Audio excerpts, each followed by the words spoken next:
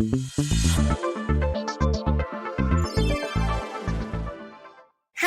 everybody. I want to welcome you back to the Dynamic Decisions podcast, where we explore the strategies that drive successful decision-making in the world of business. Why? Because the best decisions come from great conversations. I'm your host, Tisha Cable, CEO of C-Model Data, and today we have a remarkable guest who is making waves in the IT and cybersecurity space. His name is Karl. He is president and COO of Leapfrog Services. Karl is an unabashed girl dad with 4 daughters who spent the first 20 years of his career at IBM before he was traded to Lenovo. After working with 2 large public companies, he shifted his focus to privately held managed services companies, focused on leading organizations into growth areas like cyber, AI, and Industry 5.0. Karl, welcome to the show. It is a pleasure having you here today. Can you start by telling us more about Leapfrog Services and the work that you're doing there? And I'm really curious that in your role, what percentage of your time do you spend working on the business versus in the business? That's a great first question. And I always sound better when you talk about me, Tisha. That intro, I'm like, who is that guy? He sounds pretty good. So appreciate you making me look and sound good. So thanks for having me. I'm excited to be here. And Leapfrog, we're a fairly traditional managed service provider in terms of how we grew up. We don't think we're so traditional now, but we started 25 years ago, really kind of grew out of the networking and core kind of server infrastructure world. We have some of the things that you would normally expect a service provider to have, like a 24/7 help desk and a bunch of folks that are focused on cloud and overall IT infrastructure. But we've really matured in a bunch of interesting ways over the years. And our most kind of recent foray is into the cybersecurity space. And we've really always had a security posture as a company, but it really was technology driven, right? So it was around the solutions that we offered to clients, around the technologies that we got from our partners and providers. So it was a very kind of single lens way of looking at cybersecurity. So we acquired a company about 2 years ago that has a cyber risk practice that focuses on governance, risk, and compliance. And we felt that that was really a big hole in the way that we and other managed service providers were approaching cybersecurity.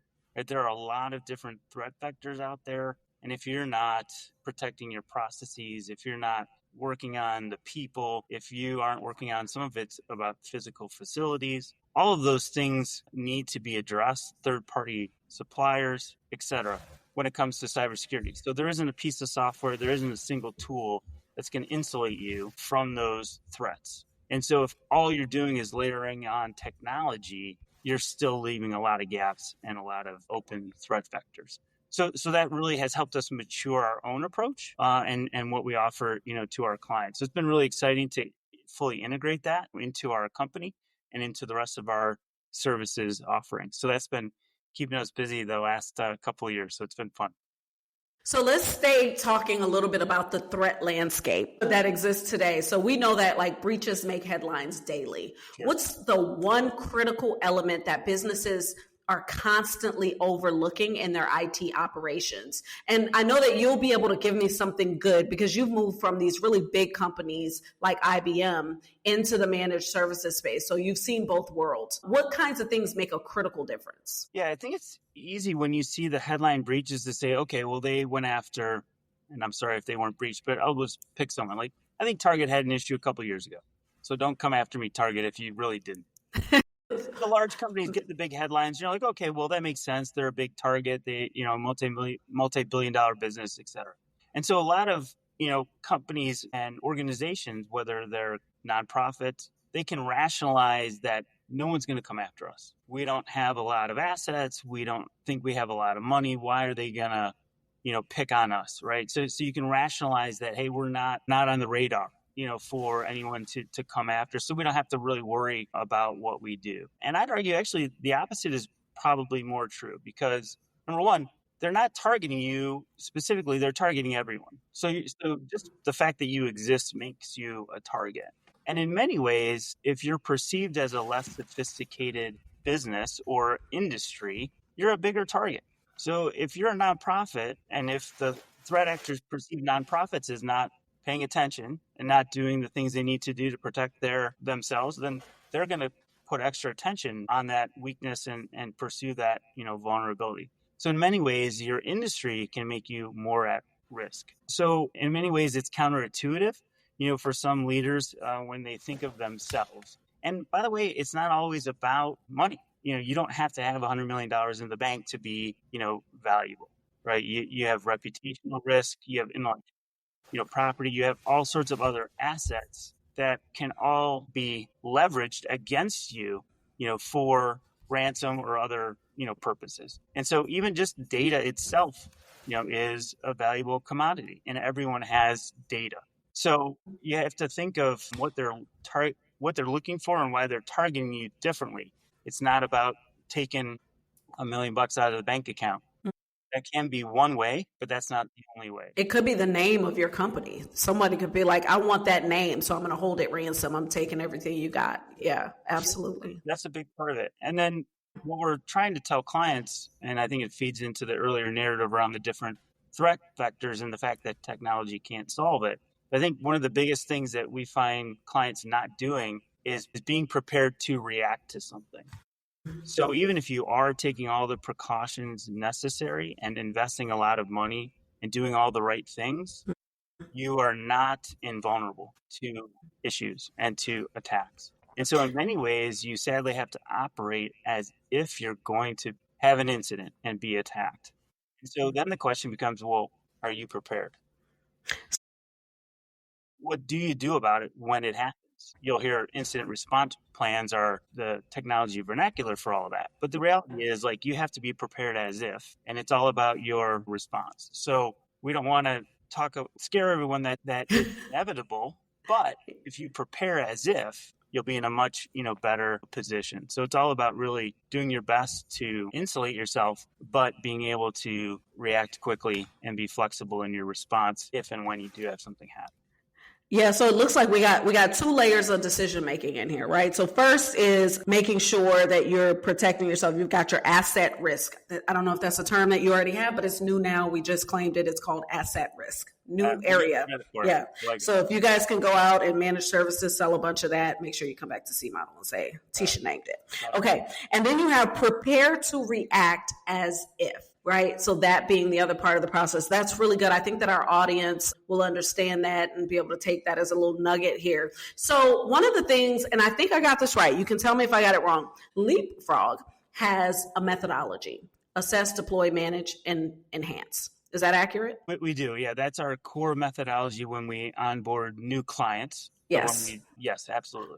Perfect. So it's very straightforward, but it also seems super powerful. Can you walk me through a recent client scenario where this structured approach really completely transformed security posture? Are there specific decision points in the framework that proves super valuable? That's a great question. I think one way I'll try to articulate it is, we use analogies of housing as an analogy all the time.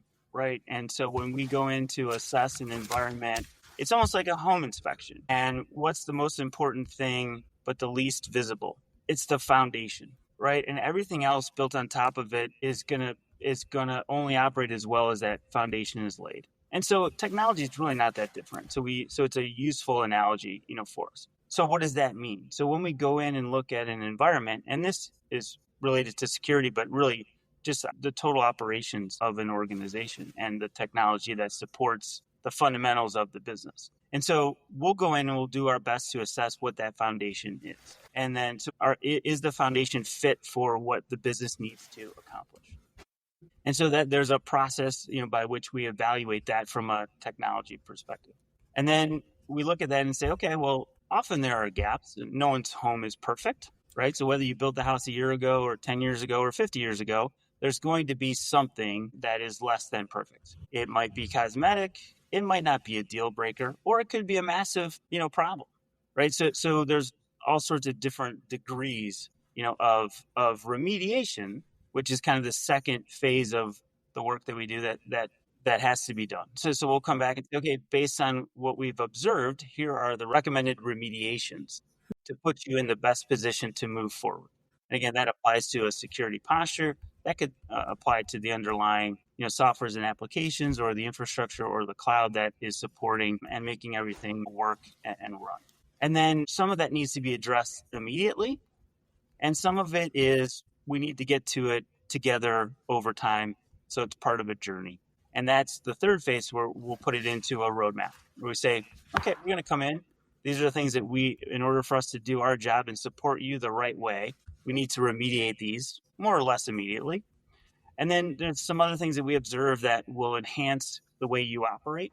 And we recommend that you implement these in the near future. We'll map those to say, here's the right sequence. Here's what we believe is the priority. We'll help you budget for it appropriately. And over the next 12, 18, 24 months, whatever that period of time is, we're going to work together to implement those to further improve the business operations. So for us, the output is in the form of what we call fit, remediation. So is the foundation fit for what we're trying to accomplish? And then I just kept it going because I do that sometimes. Are we in the best position to move forward towards what we're trying to accomplish? We need a roadmap so that we can get to what we're trying to accomplish. So this why element is built into your process, which is some good stuff. We're not in the business of technology for technology's sake. Right? Really, technology should be an enabler and a way to unleash the potential of your business. So everything that we do is really meant to promote that and advance that, right? In terms of what are the core business operational needs of the organization, and how is technology a force multiplier, for all of that. And so if it doesn't do something to advance the business in a meaningful way, what's the value that the client's going to get in making that investment? And so we would question if that's worth doing. So we do try to make sure that these things are all connected, and we look at it through the lens of what helps the business operate the most effective way. So tell me this, when you're kind of facing high stakes decisions, let's use, for example, you're facing a high stakes security decision, and maybe there's some active incident or a major infrastructure upgrade, something like that. Sure. What's your mental checklist? I'm really curious if this approach has really evolved from your enterprise days to what it is today in the managed services space. Yeah, so everything is really a balance of risk at the end of the day, right? And so when you're working for a big company like IBM, depending on your role, things that I was doing weren't going to dictate whether IBM stayed in business in the next day or week or month, for the most part, right? I mean, You'd like to think that we're everything we do is really high stakes, but the company wasn't at risk for some of those, decisions day to day. There's a cumulative effect of all that, right? But I think when you get into more the smaller organizations, often privately held, the margin of error is much slimmer, and so there's a different burden and weight that comes with the risk that you're managing, and so that tends to shift the decisions that you make. I think you can be equally aggressive. Still, in many cases, entrepreneurs are bigger risk takers than what we see in the public domain, and they have smaller safety nets under which to operate. But I do think, again, I'll call it the immediacy of some of those decisions tends to be more raw. In my personal experience between kind of working for large public companies and mid-sized, private companies. With that in mind, you're looking at, okay, how do I make this decision and how do I ensure it's a good decision today? How can I best position it to be a good decision in 6 months? And is this going to be a good decision in 6 years? And so you don't know what, the time horizon of that is going to be in those moments, but trying to, kind of look through it, the lens that way with that level of horizon for the decision, I think helps to try to balance, the risk and what might be really obvious today. Is it as obvious, or will it be in 6 months? And does it really service where we're trying to go in 6 years? And it's impossible to really know that far out. But I think as a thought exercise and as a way to balance decision making, it can be, useful to think of it that way. Absolutely. And I think people, what you're really bringing forward for the audience is this concept around, is it good today? Is it going to be good? You don't know, right? We don't really know, but the framework by which I look at a decision, and I won't know that if I don't actually measure it against a framework to see, and if I don't track it, like if I don't know that I've made this decision. So those are a couple of little nuggets in there that I got from that. I want to look up beyond metrics just a little bit. Yeah. Well, I want to talk about metrics, but I want to look beyond like your standard stuff, especially in your space, right? In technology, you probably measure things like uptime and SLAs, all that good stuff. Sure. But I want to know if there are any unconventional metrics that you have found that actually predict some type of success, whether that's your client success or revenue success, whatever it is that you guys actually measure. I'm looking for the little nuggets of things that aren't standard. Everyone doesn't know. We survey our employees every year. And so we take the pulse of our employees. We try to measure things that are a bit unmeasurable. We think about culture. How do you measure culture? How do you measure engagement? Right? Some of those things, there are ways to measure components or elements of it, but how do you do that in totality?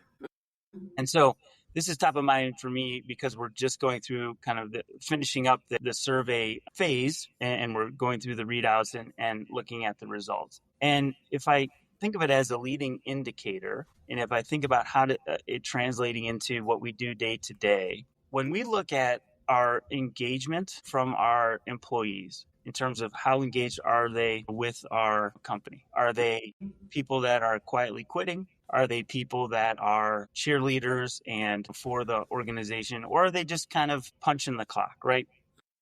But depending on how well we're doing across those range of levels of engagement, we see a corresponding level of satisfaction from our clients. So when we measure against customer satisfaction, which is also something we do through surveys annual, we see a real high correspondence between high customer satisfaction when we have high engagement, and we see slips in client sat when we're finding our employees not as engaged, or we're seeing that those lines shift on the continuum. So those are metrics we don't see every week because we're not doing the surveys, so it's not a real-time thing. Some of those are past results that are indicative of kind of future performance, but it's an interesting correlation.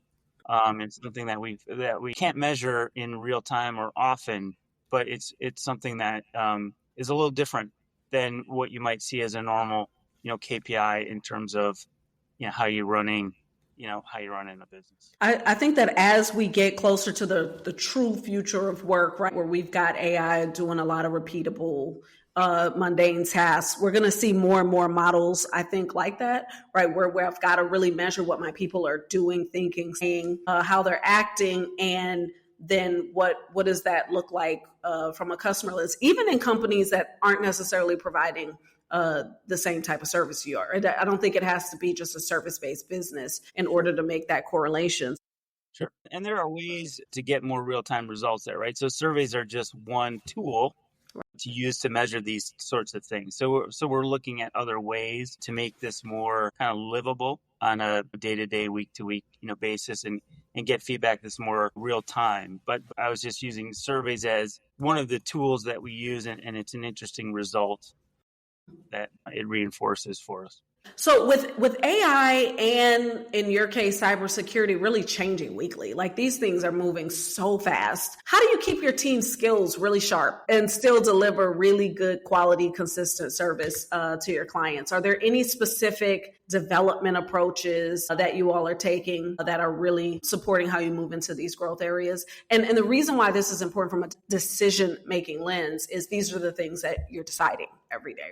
How do we stay on top? But it's not just the competition, it's also your internal company, as you just stated. Yeah. We try to do that, I think, in, I'll say, a formal and an informal way, or another way to say that is in a structured manner and an unstructured manner. And so what do I mean by that? So we leave a lot of time for our employees to do advanced certifications and training. Some of that is very directed activity because we need to do things to maintain certain qualifications with our vendors and our partners and have certain minimum skills to do our day jobs, so to speak. So that's very structured in terms of our partnership with Microsoft, for example. And then we leave a lot of room for what I'd call unstructured, which is, making sure that we have platforms and tools available to our frogs, so that our employees, and do we give them, the wherewithal, meaning the time to go pursue those areas of interest. So they were given a lot of leeway in terms of additional training and certifications that are both professionally and personally rewarding to them. And so we want to have, well-rounded employees, and we try to balance kind of the needs of the business, that structured part, with the needs of the employees, which is the more unstructured part. And so our goal is to make sure that they have opportunities to do that. And then we want to make sure that we give them access to training and tools and platforms that allow them to really take advantage of the time to go do that. We're a small company, so the opportunities can be limited, but we try to give people stretch opportunities. So can you take on special projects? Can you do a rotation into a job that's not your, normal job? And some of these things are really small. So, for example, just last week, we had someone from our help desk volunteered to go do some field services work for a client in Dallas. So they flew out and did a project. They were kind of hands-on and doing field services work for the better part of a week. And it was a new experience for that employee. They were with a larger team, so they got some cross-training. And it was a stretch assignment, someone that was looking to grow their career and develop some additional skills. So not super complicated, going from end user support help desk to a field services person, but it's a good example of how you can do that in the real world and still meet the needs of the company, the employee, and the client at the same time. Yeah, and I believe you could probably take your platforms and tools. Imagine you took the data from your platforms and really use it as an indicator to see if it could help you identify some of those areas of opportunity for someone to develop, right? So if I've got the right things there and I'm seeing where they're expressing their own interests, the team, then maybe that's a good way to develop opportunities for them to demonstrate in those micro ways what they're ready for.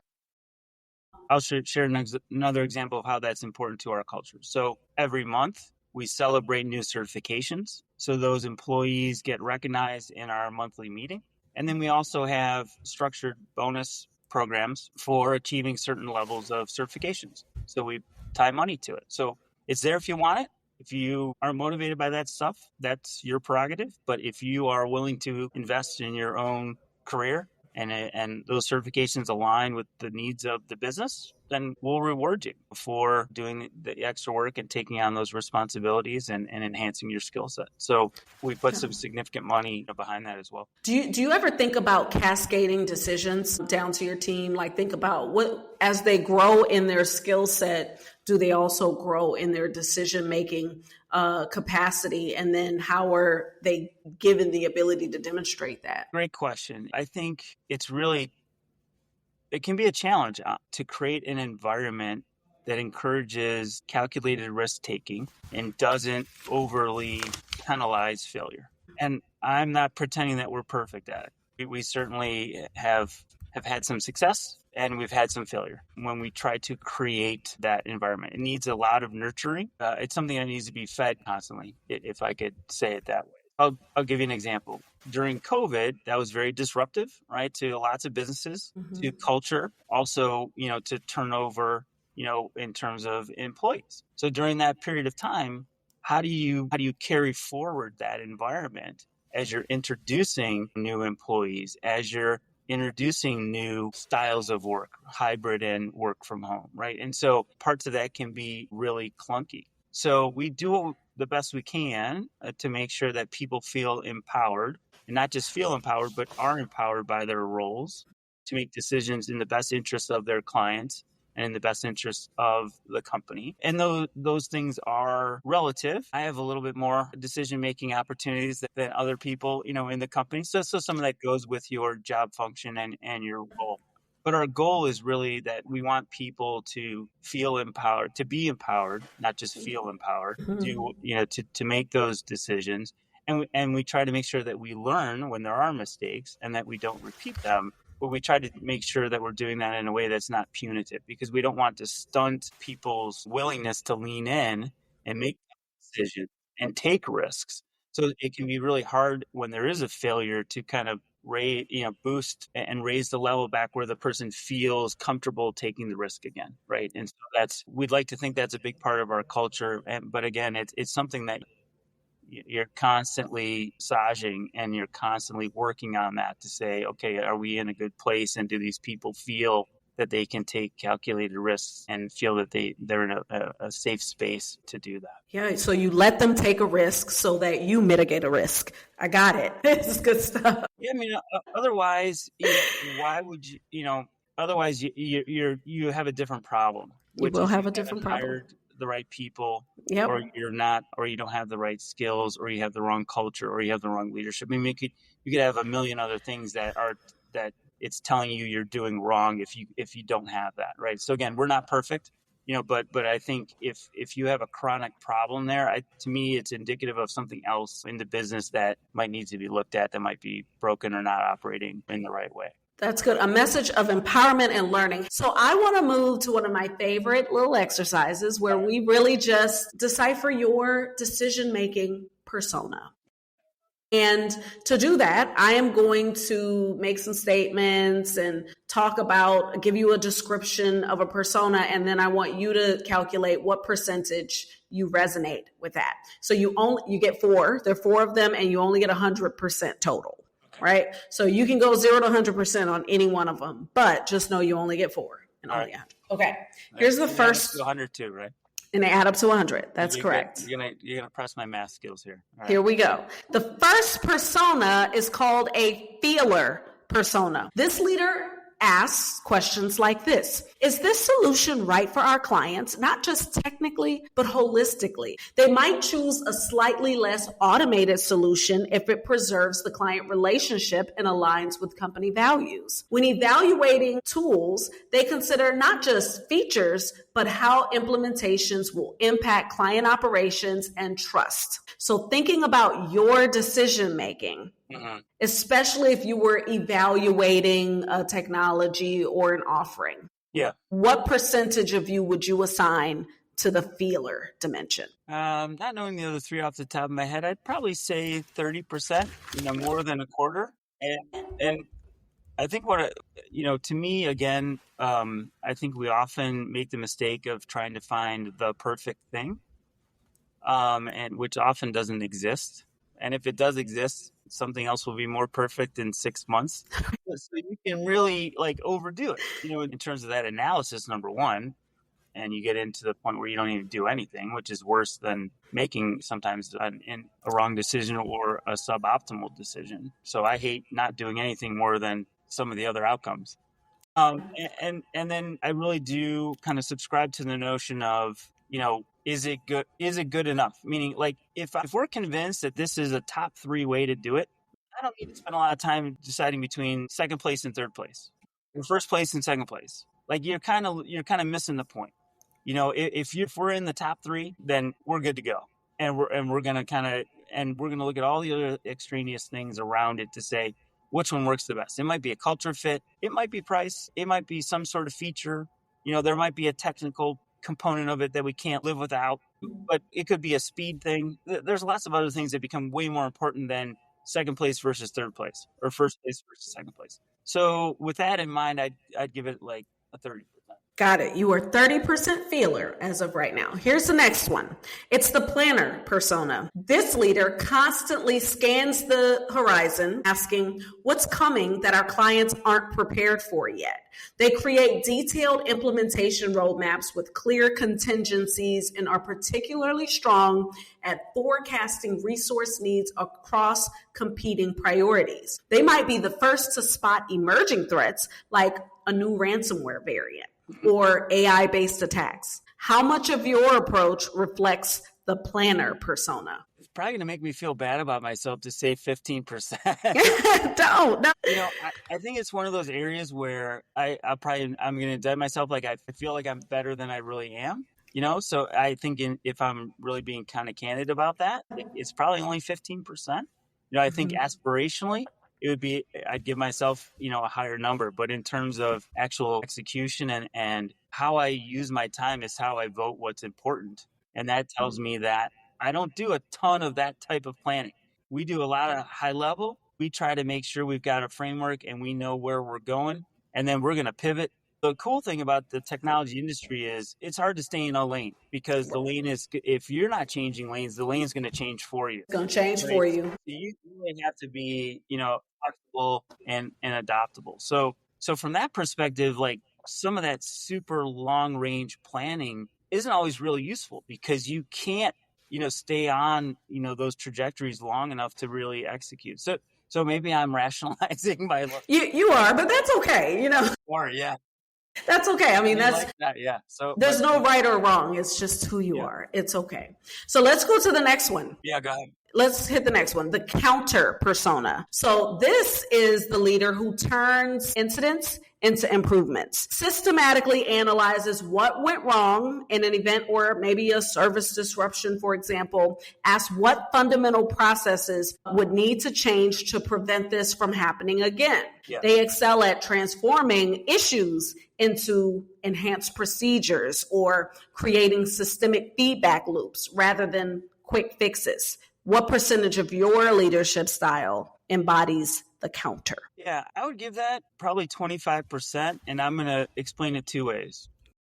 I don't think it's necessarily a great strength of mine personally, but I think it's something that I focus on and I rely on my team to really execute there. I'm like the 30 question person, and so I know my team probably gets annoyed with that, but a lot of it is reflective of what you're describing. So I might not have the technical aptitude to get to the level of depth required to get to the analysis and get to the root cause and to make the improvements. But I feel like I can do a good job in terms of orchestrating the team and pointing to the areas that need to be inspected and need to be looked at to get to those results. So I'll give it a 25%, probably more because of how I approach it versus my own individual capability. I really rely on, we have a great team, and that's an area where I really lean on them to really understand it and drill into the detail. So that's how I kind of would parse that one. Perfect. All right, here's our last one. All right, I think I got 30. What do I have left? I'm trying to do the math. I think I got 30 left. You got 30 left, and this one is called the data driver. Okay. So you base decisions on metrics and measurements. You're going to build a comprehensive monitoring system and regularly ask, what do the numbers tell us that contradict our assumptions? They might track unusual indicators like time to detect versus time to resolve, or correlation between specific alerts and actual incidents. They're comfortable changing direction when the data suggests their initial approach isn't optimal. What percentage of your decision process aligns with the data driver approach? I'm going to give that a 20%. I'm going to give the other 10% back to feeler. So, I spend a lot of time looking at data, and I think in a healthy way, I'm wary of it. Because I think you can often make the data fit the story that you want to tell. I want to snap my fingers right now. It's so true. It's so true. So I think that's dangerous, because I think we all come to a preconceived notions of what we want the data to tell us and what we want it to reinforce. And I'm just as susceptible as anyone else to that. So I'm wary in that sense of like, okay, am I trying to fit an answer that I want to hear, or am I able to really truly look at this kind of in an objective, agnostic, way. So I think it's smart to be data driven in your decision making, but I think it also be it could be a crutch and a dangerous crutch, and you can be using it for the wrong reason or coming to the wrong conclusions. And you may not even know it, because there's a level of subconsciousness in some of that in terms of how we all use data, and we can look at the same thing and come to different conclusions. So again, I think it's really important to have single sources of truth when possible and to be data and analytic driven, but you can't do that without layering in human intuition on top of it, human experience. 100%. I like to call it data informed better. Right? So you're not actually driven by the result of the data. It informs whatever else is driving you. So if you're a 40% feeler, and 20% data driver. That means that you're putting that the data does have a place, right? The goal is to be balanced in our decision making, and different circumstances call for different things. Like if you're evaluating a metric that's typically going to be X all the time, and now it's Y, that's different. But if you're doing those little unknown ones where you gotta, the really all the answers aren't in the numbers, that's when you just gotta really dig a little bit deeper. So thank you for going through that little exercise. It's fun. There's no real right answer. Yeah. It was fun. Yeah. I always hated this phrase when I was in kind of big corporate, and they always said, you need to inspect what you expect. And I always hated that, but it's true. Like it's you true. really you just have to just kind of embrace it. And it's like, if you don't have metrics and if you don't have KPIs, like you're doing yourself and your business a massive disservice. For but sure. I think there's a balance there between following data blindly, I'll say, and layering your intuition and experience on top of what is the data telling you, and trying to be objective as possible in reading it, and not coming into it with an answer that you're trying to find. I think a lot of people, though, want to be, so there, how you said on your planner, you were like, oh, well, I want to be better at this. Yeah. Well, but I'm really here. I think a lot of people want to be better data drivers, but they aren't really, right? So I'll get a lot of claims, right? Hire data driver, but I'm like, there's so many hidden nuanced details. This is why our focus is on decision making. So I want to ask you one final question. If you could give one piece of advice to an aspiring leader in your space, IT, operations, managed services, whichever of those you decide, what would that be? So I spent, God knows why, 6 years in high school studying ancient Greek and Latin. And it actually was fantastic. And I had a chance to go to Italy and Greece on a trip related to the studies. But one thing I took from all that, and one of my favorite quotes to this day, is a Latin phrase called Festina Lente. And who knows if even that's how you say it, because no one speaks Latin. But it means make haste slowly. And it's such a weird mind, like what? Like you really have, there's a lot to unpack there. Make haste slowly. And so that's something that I often reflect on. And it's one of my favorite quotes, even though it's only 2 words. But again, I just think of, as leaders, it's our role to set the pace, right? So you've got to make haste, but you have to do it in a way that is measured, that is calculated, that is thoughtful. And I think that's where the slowly comes in. So those things are, opposing forces in many ways. But I think that tension, from a leadership perspective, to me anyway, is I find real valuable. And so I often try to think, is the work that I'm doing, does it meet that standard of Festina Lente? So come on, Festina Lente. Those of you that speak Latin, which I know there are none of you. So if I'm wrong on that, you can correct my pronunciation. But it'll be just that someone's going to reach out and be like, hey, I study Latin. Yeah, bring it on. Let's go. Bring it on. Well, I think that is amazing advice, and it resonates even for me as a leader. So I appreciate that. It's been such a pleasure, Karl, having you on the show today. Yes. I really appreciate it. It was a lot. Can you share with everybody where they can reach out to you? Yeah, please. We're Leapfrog Services, not the toy company. But we have just as much fun, maybe more than them. So we're headquartered in Atlanta, Georgia, and I'm on LinkedIn as well. So there's not too many Karls with a K.